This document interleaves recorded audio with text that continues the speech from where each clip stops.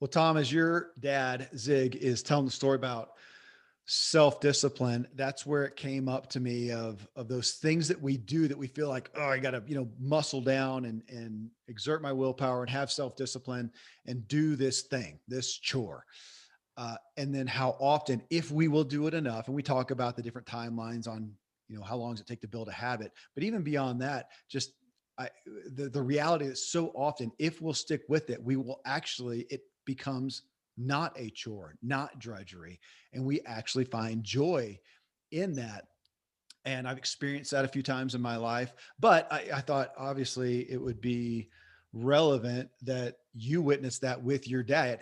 He tells about it. And I can't remember what book or what audio, but when he found himself pretty out of shape and he started running. And of course, amongst Ziglar now, we all know the BAM method. So explain that or tell the story.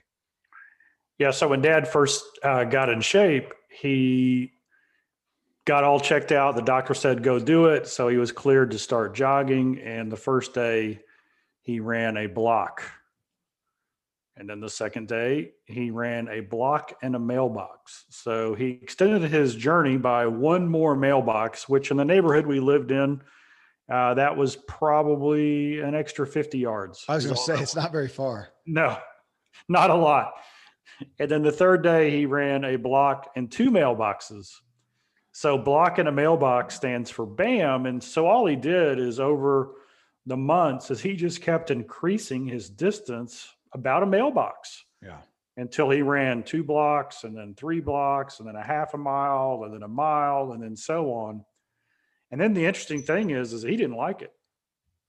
He was doing it for a higher purpose. He knew he needed to have the energy and the clarity and the ability to take his message out to impact lives. But the actual working out thing, that didn't get his juices flowing. And then he talks about it, and I believe it's in the book. I can't remember which book it's in. I know he talked about it in many, many speeches. But several years later, he was running, I think, in Eugene, Oregon, or one of the college campuses up in either Oregon or Washington. And he was, in his run, probably about 25 minutes.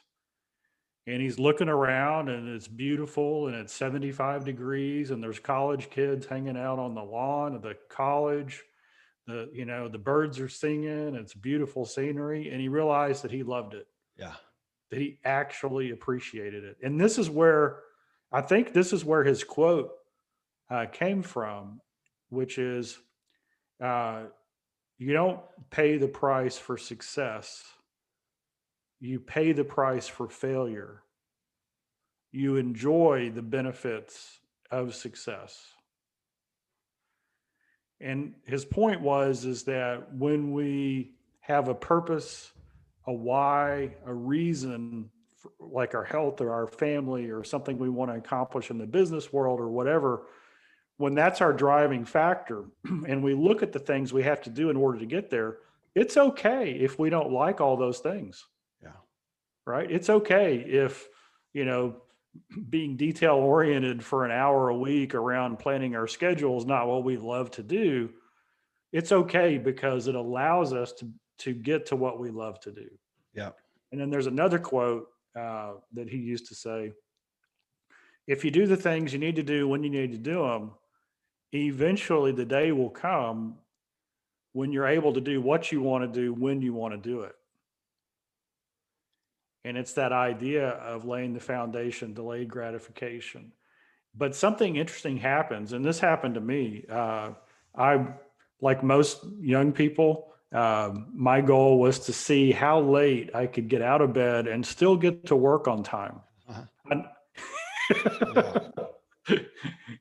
I know you're not that way, Kevin. You've always been. Always been perfection with that, of course. Yeah. I think everybody's that way. Yeah. And then finally the messaging started to sink in and they said, why don't you get up just a little bit earlier and you plan the day first and then go to work. Well, I didn't like it, but I just kept doing it. And then one day something happened. I didn't have my time in the morning and the day just fell off the rest of the day. And that's when I really realized, wait a second, even though I didn't understand or appreciate or like that activity, it brought so much peace of mind and value to everything else I was doing. So now it's kind of like, this is what I got to do. Yeah. And that 15-minute of extra prep time is now turned into, anywhere from an hour at the minimum up to 2 to 3 hours. So much so that even when I'm on the road or wherever, different time zones, I would rather sleep a little bit less and make sure that I get that hour in that runs my day. Yeah. Well, and there's the point of, even that, I mean, do you literally like waking up early? I can't have to think about that. I don't know that I like waking up early, but I like the reward of that, the benefit of that, for sure. Well, so you start off with the story about your dad running, and that's the first grouping I have here. Kayla Marie, she says, getting up extra early to work out. I love the peace of the morning now. Savannah Clevenger, running. It probably took me about a year to go from, ugh, I have to run, to feeling like I can't wait or almost need to run. Shelly Black, walking the dogs with my husband. It may not be uh, eh, as much for my dogs as it is just for me to get out, feel the fresh air. Judy Hicks says yoga for her. Thomas Alinsky here, training for a triathlon.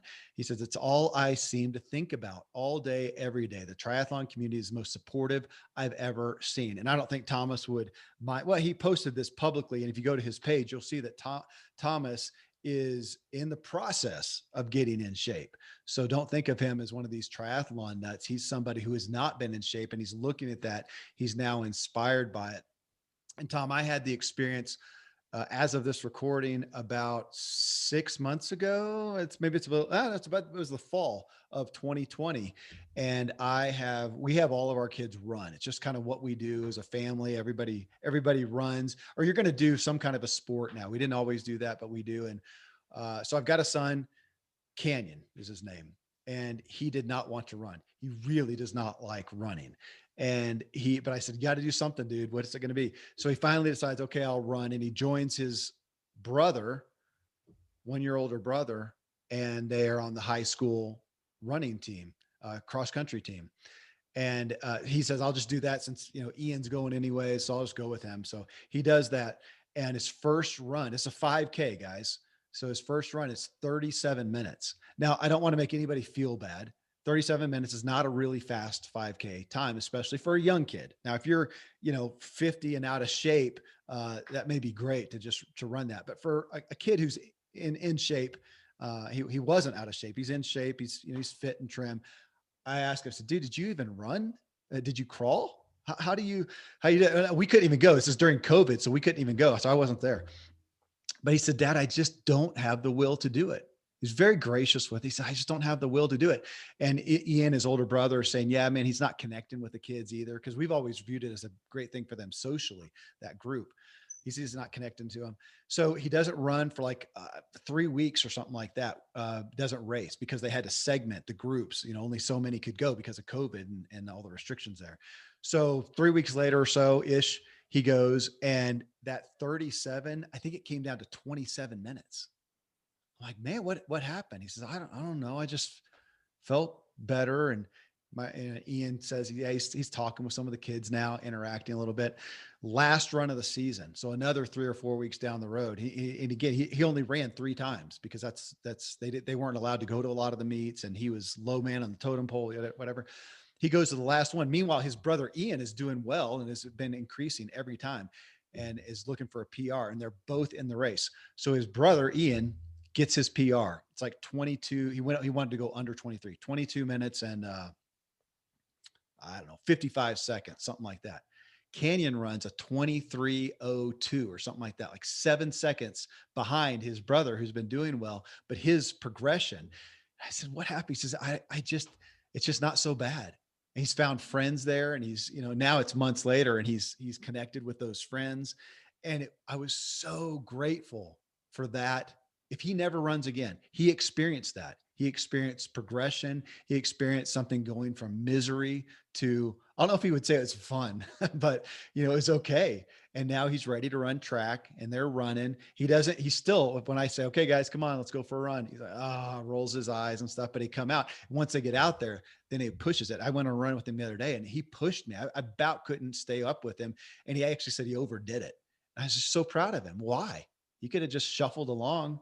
But again, that personal feeling of taking something and it being drudgery. Now I say that, and we've had people on the show, Tom, we've had, authors on the show that have done great things. And there's been a handful of them. I know Ruth Sukup was one of them.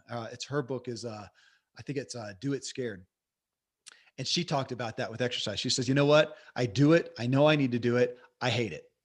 So every day, I never liked it. I don't think I ever will, but I hired a personal trainer because I know I need to do it. And, I'm going to do it anyways. Obviously she appreciates the benefit or she wouldn't do that. But the act in and of itself, she says, I still don't enjoy that. So to put that out there that, yeah, just as you said, and your dad says, it doesn't mean that everything that we do that we feel would be good for us and is a chore and is drudgery day one, we're going to come to the point of loving it. Maybe we won't, but hopefully, like you talked about with the mornings, we'll love the payoff that I feel better, I look better, yada, yada, at least with exercise.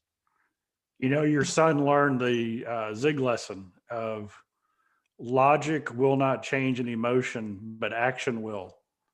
So you can sit there and try to think yourself into, man, I'm going to love this. This run's going to be awesome. And it's really not going to change your emotional state, but you get into the action of it and the blood starts flowing, the ground's under your feet. And all of a sudden you're like, hey, this isn't so bad. And so that's a testimony to anything in life because, Dad said this, anything worth doing is worth doing poorly until you learn to do it well. And in the book, The Fixed Mindset or Growth Mindset, was it Carol Dweck? Oh, Dweck. Yeah. Yeah. She talked about how some people say in order to do something, I have to be perfect. Right. And if I'm not good at it, then I'm not meant to do it. I can't learn it. So I'm not going to do it anymore. Mm-hmm. Other people, they have a growth mindset and it's just about, well, can I do it a little bit better? Yeah. And so if we learn to motivate ourselves and to give ourselves the pat on the back by doing it just a little bit better every time we do it, to where we start looking at trends and directions, that's when life change happens anyway. I've been around a long time not to have heard that line. Logic won't change an emotion, but an action will. If that's a Ziglar line, I missed that for a long time now. I love the quote. You can't think yourself into something. You got to go do it. Yeah. Right. You got to go do it. And it goes back to, the Rabbi Lapin quote where he said that the opposite of depression is not happiness. The opposite of depression is purpose. Oh. And so what people get hung up on is they think that happiness is a feeling. Well, I need to feel happy if I'm going to do that. Well, I'm not happy about that. No, that's not what it's about. We've been sold a lie. That's something we need to get rid of. What we need to understand is that happiness is really the byproduct of pursuing our purpose. Yeah. So if I know what my purpose is, my big why, where I'm going, and I create the action steps to get there, when I start doing those action steps, whether I like them or not, whether it's natural or not, whether it's easy or hard, it doesn't really matter. If I start seeing that progression towards my goal, then we get that little hit of happiness, right? Yeah. And so that's where we need to get focused in on is happiness is not a feeling. It's not taking a drink or doing that drug or binging on Netflix, because that's a downward spiral. It's about moving closer to what it is that we see as valuable. Yes. Values. So my favorite word there. Well, here, let me read this because you made me think of something. Marianne Schutz, she says, planning my daily meals. I dreaded having to get up earlier and taking 20 minutes every morning to plan what I will eat that day. She puts it into an app. I monitor my protein, et cetera, but now I see the health benefits and I look forward to that time. I've added this to my Miracle Morning. Miracle Morning, that was written by Hal Elrod. And I didn't think to get the episode. If you type in Hal Elrod, the Ziglar Show, you'll find that. But that book is a phenomenon book as far as the sales and the reach that it's had. And my wife read it. And I'll tell you, everybody, there's lots of good books out there. You don't always resonate with, the voice or the perspective or whatever. Wasn't her favorite book, but she got something out of it. And it was Hal talking about the alarm clock and putting it on snooze. He says, just put it in a different part of the room. So she did. She got that out of it. She started putting her alarm clock in the bathroom. So in the morning, whatever time it goes off, she has to get up. And she is a rock star today. She has gone from a lifetime of not being a morning person. Really not being a morning person. And that alarm goes off. I think a lot of times it's like 6:30 or 7 these days, goes off. She gets up, goes into the bathroom, turns it off. And there was a time when she would do that, then get back in bed. But she would go, now she gets up, she goes in there, she shuts the door, she turns it off and gets ready and goes to her gym class that she signed up for. And COVID's helped that. I talked about this probably in the True Life show recently, or True Life podcast. And she talked about the accountability of COVID's helped that, because now you have to sign up for the show or for the class. And if you do, it's a limited class. And so some people aren't getting in. So if you signed up, if you don't show up, you took somebody's spot and now you're not there. So she feels that accountability. But action, back to what you said, Tom, she took action. Logic did not help her change the emotion of, I don't want to get out of bed, I don't want to go work out, but action did. And she put some parameters around that, some structure, and it's helping her. And a lot of people talked about food here, Tom. Michelle, she said, eating salads. I started enjoying eating healthier as I noticed I felt better, and some healthy foods like salad with fresh fruit, a good dressing, and some nuts and other toppings actually taste good. Yes, they do. We can elevate our appetites. Joy Reagan, eating veggies. Katarzyna, honoring my body by sticking to a healthy for me diet. Renee Bosworth talks about intermittent fasting. She says at the beginning, it was a big adjustment. I almost quit a few times, but now it's easy. And I'm able to not only stay at a healthy weight without effort, but have much better mental clarity. I've lost 50 pounds and been at my goal weight for a year now, and yada, yada. So we had a lot of people talk about eating, and that is one. You and I were talking before the show, we are so driven by our appetites. I am too. But we can, and Randy and I, Dr. Randy James, our doctor, talked about that. We are going to be driven by our appetites. I think we get that feeling of, hey, I'm going to be healthy. I just got to shut my appetites off and not appease my taste buds anymore. Well, it's about inhuman, especially as Americans. We want to, it's hard not to, but we can take that and elevate that. You get any food and you can elevate that a little bit. I'm taking a coffee break. So I'm fasting from coffee. I'm learning to enjoy tea, and I'm actually adding cream. All I drink is black coffee, but I'm adding cream to my coffee to help grow a palate for it.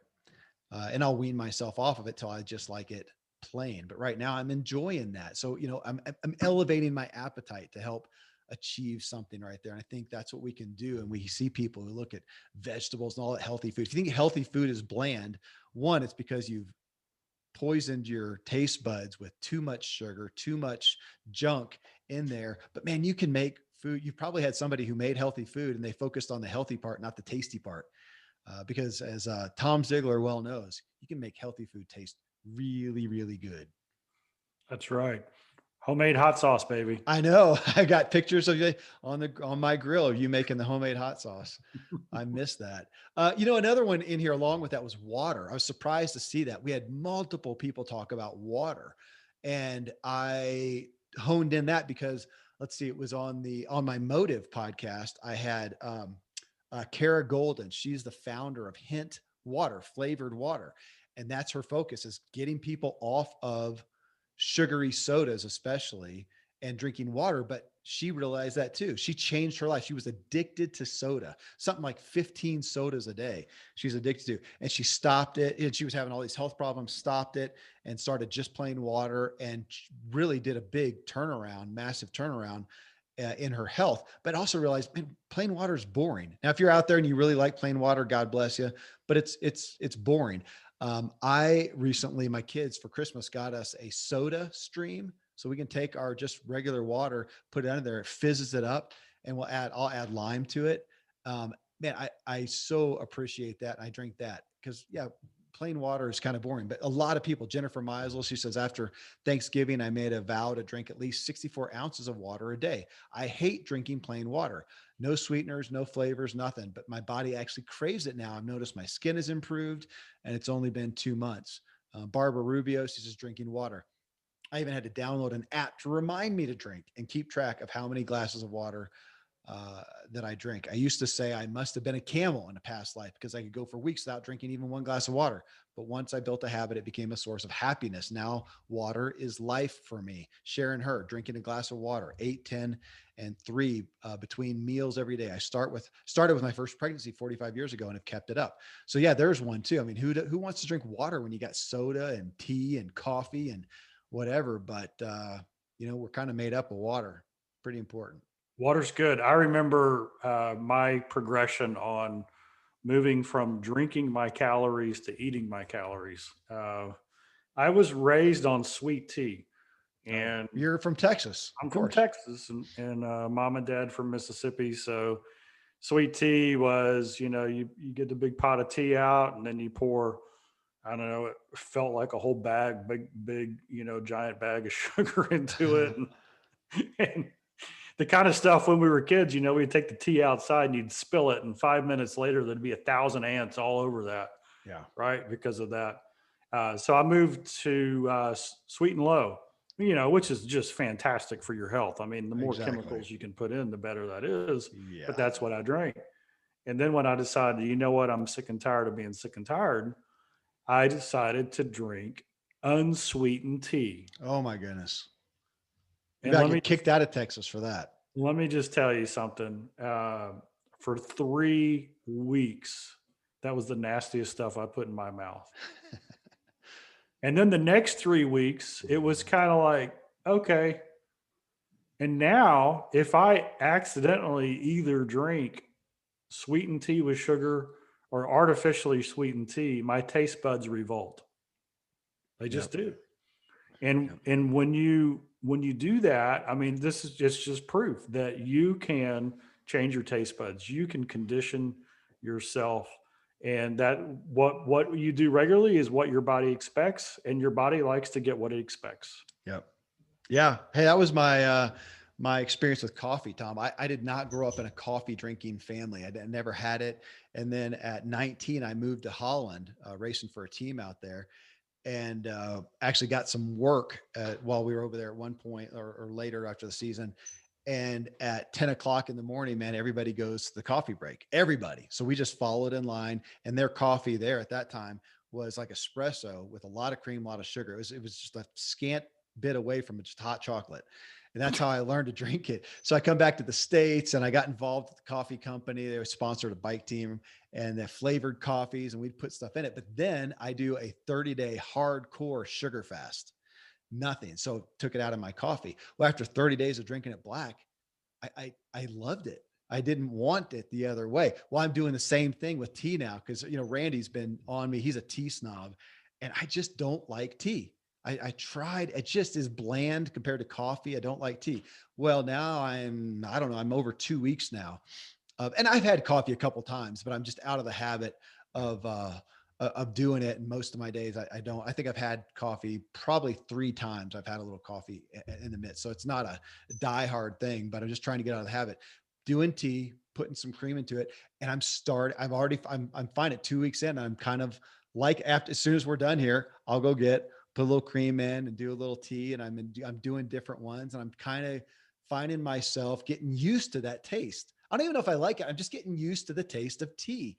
And I guarantee you, give me a couple more weeks, I'll wean off the cream. And now I want to get to where I actually like his not frou-frou, but his snobby tea. He does the loose leaf, stuff that looks all fancy. And yeah, Good stuff. I'll get there.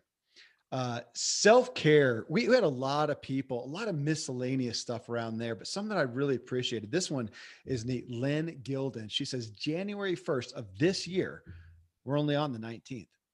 I started writing something positive every day about my husband in a journal. It sounds so elementary, but we've been married 13 years. We have 3 kids. We also work together. We love each other, but sometimes we don't like each other. This practice has forced me to look at the positives, and it has truly opened my eyes to all the great qualities he has. I think that Yep. wins. I love it. Yeah. That sounds a little bit like the Shanti Fieldhelm Yeah. 30-day kindness challenge, Yep. which Yeah. is powerful, life changing. Powerful life change. Yeah. Terry Johnson here. He says, my gratitude regime. Every morning for the last 3 years, I filled out a personalized and printed morning routine booklet. The first part is 3 things I'm grateful for. It was hard to think about 3 things at the start, let alone continuing to do it. But now I cannot start my day without doing it. That small act of being and noting gratitude reframes my entire outlook on life. One entry from this morning was grateful for our city of Sydney. He's from Australia. Of City. My wife and I had a midweek date getaway. We spent the day at the harbor and at the beach, had a wonderful dinner and a night at a nice hotel. How lucky. At least 10 things to be grateful for right there. It reminds me, there's a book, Tom, and it's something like called the 10,000 things I'm thankful for. A lady wrote it. I cannot remember her name. Christian lady wrote it. Real popular. My wife had it, and I saw it just recently. But that was it. It was writing, or maybe it was 1,000 things, 1,000, 10,000, something like things you're grateful for. But just we hear that. I hear it more and more these days. The act back to your thing of taking action that can I just logically say, hey, Kevin, you should be grateful. I think we do that a lot. We should on ourselves about being grateful. How can I not be grateful with all the things that I have? And we sit back and we really just get down on ourselves and feel guilty. There's no reason I should be feeling negative and critical about things. I should. Well, that's logic. And you're saying, as you did a minute ago, taking action is what changes. And so we got people citing taking action. So to force yourself with pen and paper or fingers on keyboard to actually think through and write down those things. I'm going to say this and hope my wife doesn't hear because I was inspired. Actually, the last person that did inspire me to it was John O'Leary. Last time I had him on the show, and he talked about he has a journal and that every day he's going to write something positive about his wife. And so he'll write out. It's like he's writing a letter to her, and he'll say, "Okay, I can't remember what her name is, but today, whatever her name is, you did X." And he says, then he just waits for it. And I love that the perspective that he writes that, and then his perspective towards his wife is, I'm waiting for you to do something good. And what's a self-fulfilled prophecy say it's going to happen? If you're waiting for something good to happen, something good is going to happen. If you're waiting for something bad to happen, something bad is going to happen. And so he's sitting here waiting for something good to happen. And sure enough, and he writes it down. And I think he did that for so long and then gave that to her. I'm doing a similar thing right now as well. That's awesome. I know that neuroscience says that most people's brains are wired to protect us. And so we're constantly scanning for danger, for things that could hurt us, for the negative that if we don't pay attention to could have a consequence. And so when you do a gratitude journal or you do, I'm looking for gratitude in a specific area, after about everybody's a little different. It could be a month, it could be 2 months. I like to go for 66 days because of one of the studies I read. But once you start actively seeking things that you're grateful for a certain period of time, your mind automatically focuses on things to be thankful for. Yeah. So that saying is the more you're thankful for, the more you'll have to be thankful for is true because your mind starts going down that path, starts seeking that. Yeah. And I have to do that. I mean, I think of myself as positive and grateful, and yet, man, can I get into thinking about just things I'm sad about or disappointed about or whatnot, and I need to take action. So I've been working on that as well. It's a primary point of my own journaling. Kirk Billiter here, he says, last year I began a self-care journey that turned into a discipline and a habit. After experiencing a lot of trauma, I sought help from a therapist, and I began what is now a consistent morning routine. First 90 minutes of my day, I make my bed. When I get up, I get coffee, I read several devotions, read my Bible, pray, and journal. Then I walk for 30 minutes. I listen to personal development podcasts while walking. It has greatly improved my mental, spiritual, physical health this last year. A lot of testimonials about the morning. Of course, we talk about it so much. We hear about it so often from our guests in the Habits Show about how how much value they put on that morning routine. But there was a lot of miscellaneous things in here too. Jen Underwood, she says, having my dishes fully done and my sink clean before I go to bed every single night. She has that in caps. Now my mornings are awesome because I don't start out feeling behind. It's kind of like that. Who's the guy who wrote the book recently? It wasn't just called Make Your Bed. And it was about, can't remember the guy's like a military dude. Yeah. I don't remember his name, but yeah.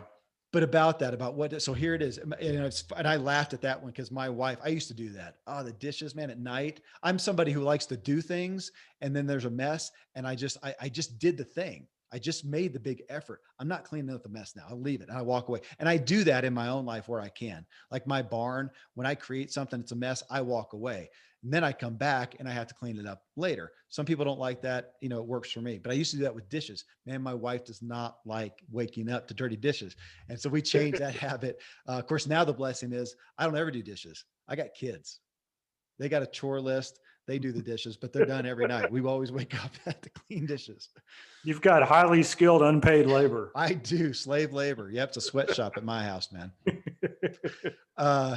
Christine Apple, she says, reading the Bible through in a year. I knew I would have to work at it a few years ago when I started, but now I look forward to it and spend more time and going deeper as I study. Each day I learn more from God and apply it to my life.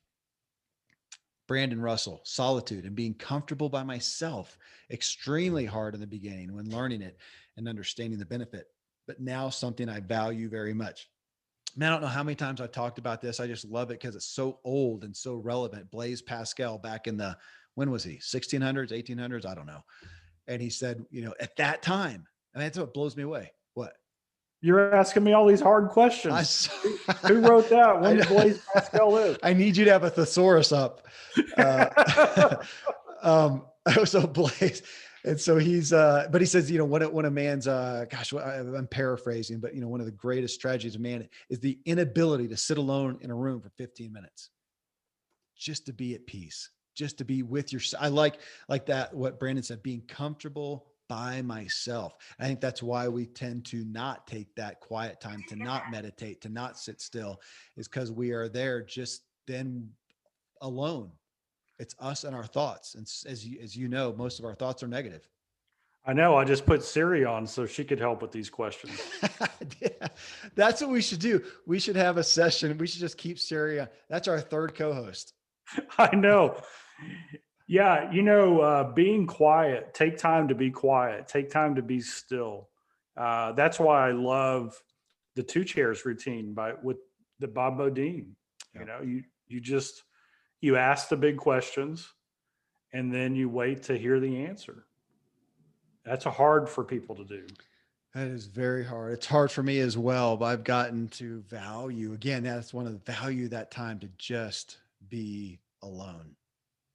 Tina Cook says, doing nice things for my future self, which I appreciated. We had, actually it was on my Motive podcast. I had Dr. Benjamin Hardy, who I talk about. I've had him on this show twice, once for his book, Willpower Doesn't Work. And the last one was Personality Isn't Perfect. And he's writing a book now called, I think it's called Becoming Your Future Self Now. But so she said, doing nice things for my future self. I've always been one to just barely stay on top of things, kind of fly by the seat of my pants. I've been working on being more prepared and working ahead for both small and large things. And it's made my life a lot more peaceful. After reaping the rewards of this for a while, I am more motivated and finding it easier now. It's less of a bother because of the joy it brings me. That's a good encapsulation of our point here. This is neat, Tom. Jessica Grimmer. She said 2 minutes. She has 2 minutes, exclamation point. No matter how tired I am, I spend 2 minutes in each child's bed before they fall asleep. We cuddle. We talk about Christ. I wouldn't trade it for the world. It's amazing how much you can find out about your child in 2 minutes of dedicated attention. It speaks to me, Tom. I have, as you know, a lot of kids. It's hard. I realize how seldom I take one-on-one time with them.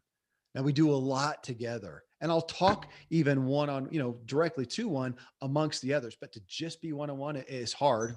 1, 2, I've been a parent for a long time. I've been a parent for 26 years now, and I still have an 8-year-old at home. And I am aware that I've tired a little bit of things like the bedtime. There's an admission. I'm supposed to be the, best father ever, right? And I just adore that. Man, I've been doing bedtime for 26 years. And sometimes I'm not always thrilled about it, but I take action and I have gratitude when I'm reading that book to my little girl and she's smiling and talking about it. I am so grateful, but I get that, I have to take action because my logic, as Tom Ziglar said, does not always change my emotion in the direction I want it to be. Um, David Treese, learning how to work as a kid. I used to have to hold the hose pipe and help, he has in quotes, while my dad washed our cars. I was probably 4 or 5 years old then.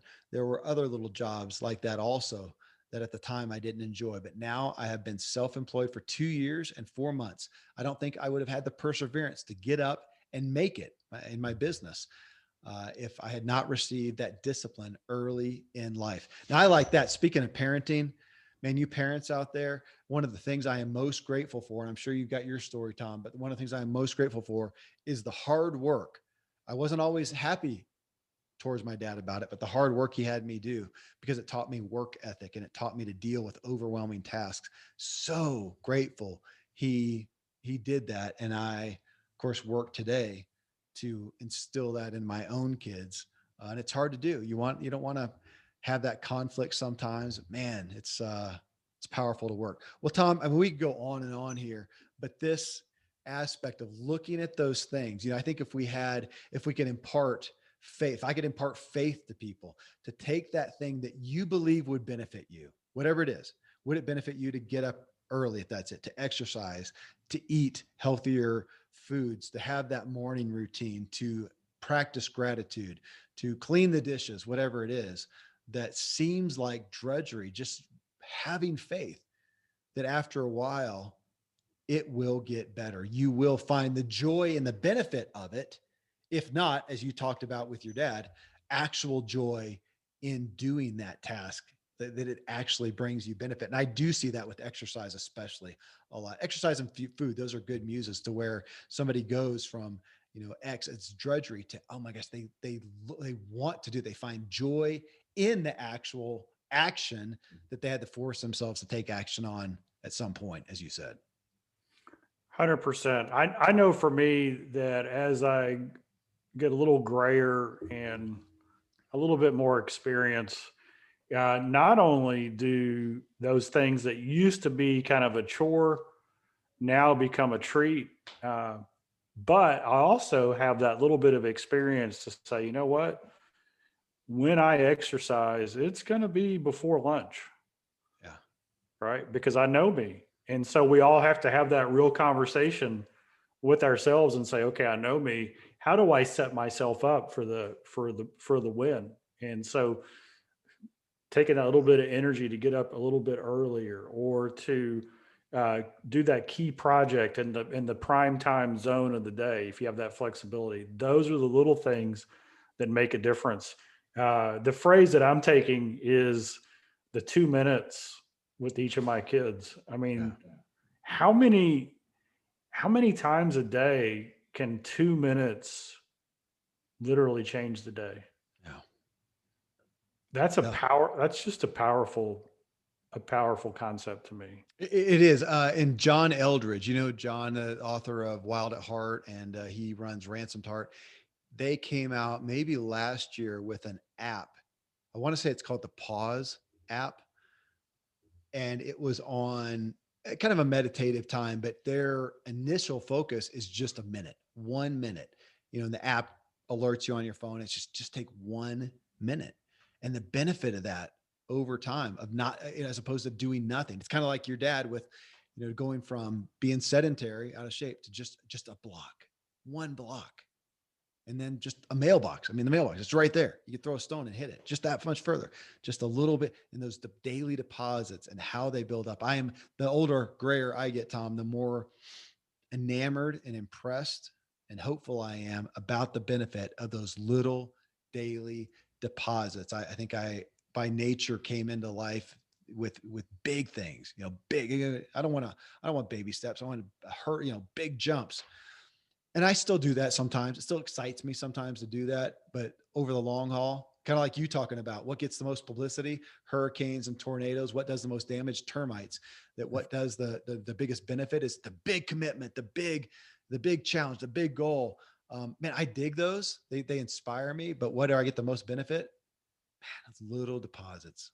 So there we go. 2 minutes. Maybe that's the title of this show here. 2 minutes. 2 minutes. I like it.